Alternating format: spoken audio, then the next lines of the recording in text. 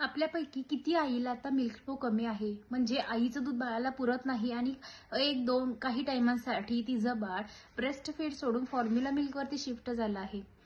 मग आईचं दूध होतं का कमी किंवा आईला दूध कमी का आहे, याचेच आपण 4 रिझन आज बघणार आहोत.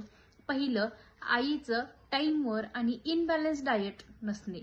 म्हणजे आई प्रत्येक वेळेस टाईमवर न खाणे किंवा जर टाईमवरती खात असेल तर तिचा डाएट व्यवस्थित प्लॅनड किंवा बॅलन्स्ड नाहीये.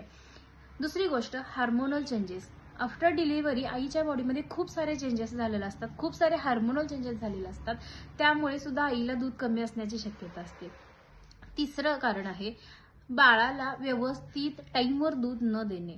म्हणजे की प्रत्येक बाळाला 1.5 ते 2 तासांनी फीड करायला लागतं आणि जर आपण माझं बाळ झोपलंच आहे किंवा माझं बाळ फीड मागतच नाहीये म्हणून आईने जर बाळाला दूध देत नसेल किंवा झोपेतून उठवून प्रत्येक 1.5 ते 2 तासांनी आई जर बाळाला दूध पाजत नसेल तर त्या टाइमचं जे मिल्क सप्लाय आहे ते हळूहळू कमी होत जातं.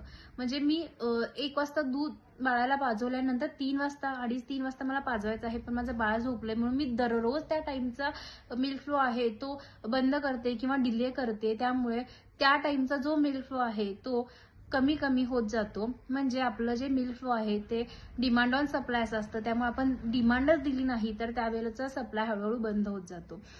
चौथी गोष्ट, आई स्ट्रेसमध्ये असेल, कोणत्याही गोष्टीचा असेल, एकतरी हार्मोनल चेंजेसमुळे ऑलरेडी आपल्याला लहानसहान गोष्टीचा स्ट्रेस आफ्टर डिलिव्हरी येत असतो. मग आई जर तशाच खूप सारा स्ट्रेस घेत असेल किंवा तिला कदाचित वेगळा काही बाळ आजारी आहे किंवा आईला कोणता वेगळा त्रास होतो, अशा काही गोष्टीचा स्ट्रेस असेल तर स्ट्रेसमध्ये जर आई असेल तरी सुद्धा आईचा मिल्क फ्लो कमी होऊ शकतो. हे 4 रिझन आहेत आईला दूध कमी असण्याचे.